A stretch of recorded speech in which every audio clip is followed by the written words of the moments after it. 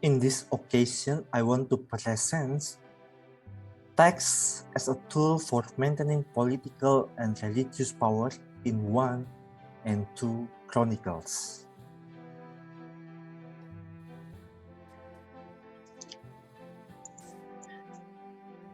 This is about the story of kings of Israel in the Old Testament.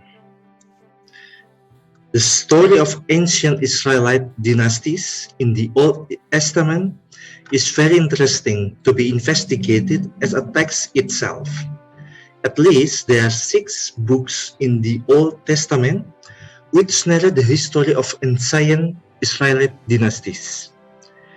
1 King, 2 Kings, 1 Samuel, 2 Samuel, the 1st Chronicle, and the 2nd Chronicles. In these 6 books, we can categorize the era of Israelite dynasties becomes 3 big sections. First, Davidic Era, second, Solomon Era, and the third one, Divided Monarchy. 1 and 2 Samuel. The early version of 1 and 2 Samuel were composed in the 8th century BCE, in the time of King Hezekiah, and work was substantially complete by about 550 BCE or 6th century BCE. And 1 and 2 Kings, the composition of 1 and 2 Kings is to be assigned to the period between 562 and 536 BCE. And the last one, 1 and 2 Chronicles, in general, it may be said that the early version was composed about 515 BCE and its final form was completed about 350 and 300 BCE.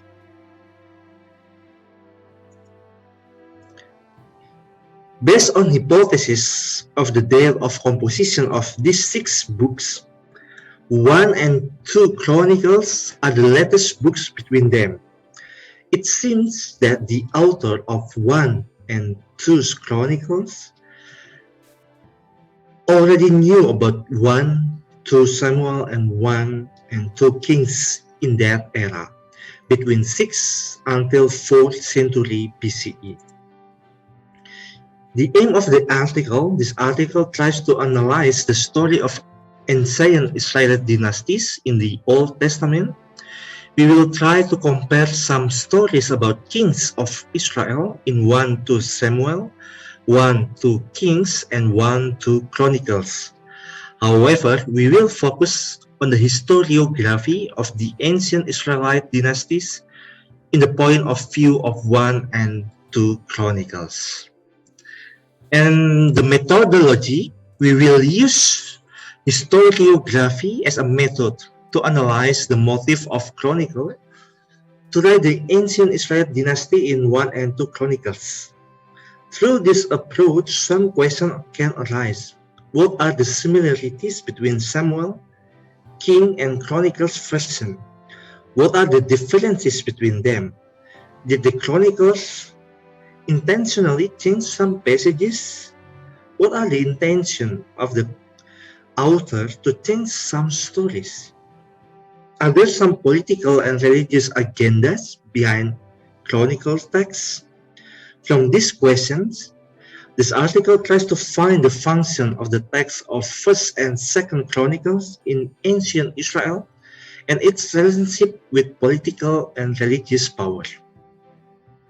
And then the result and discussion, we will see in the Davidic era, the 1 and 2 Chronicles with the theme The Art of God, the strategy of the author of Chronicle, they made addition or framing, adding introduction and adding conclusion. This is for the purpose legitimizing the religious power of priests and Levite by the political power of King David. And then about David and Bathsheba, the famous story about them. In the Chronicle, there is no this story. So the strategy of Chronicle tried to omission this story. The author wants to avoid all the negative things about David. The Chronicle tries to describe David as the perfect ideal king for Israel. And also the story of Amnon and Tamar. The author make an omission. The author seems to reconstruct a new narration about David's family stories. All of sinful histories of David try to be cleaned by the author. Therefore, David's dynasty looks perfect and ideal in 1 and 2 Chronicles. And the second one, during the Solomon era. The story about the Solomon era, the Chronicle make an addition about the fire from the Lord consumed the sacrifices. This has a function to represent King Solomon as a wise, holy, and faithful man. And also, the Chronicle make omission for the Solomon wise judgment. This is so clear because this is the good story. Why? The author make an omission about this story. The author tries to avoid a negative sense of a word prostitute in this story. Even the whole story is good, is a nice story, and also show the Solomon a wise judgment. The author avoid all negative sense of King of Israel. In that sense, the author worked as a purifying editor. And also, the author of 1 and 2 Chronicle make an omission for the Solomon apostasy and adversaries.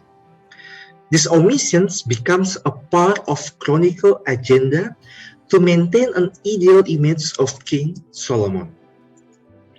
And also the last one, Divided Monarchy. The author of Chronicles make omission for Jeroboam I leads Israel into sin. This story cannot be found in 1 and 2 Chronicles. It is not about to purify the name of Jeroboam I.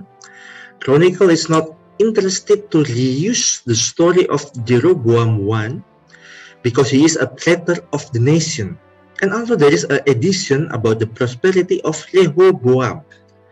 The author wants to show us the grandeur of Rehoboam.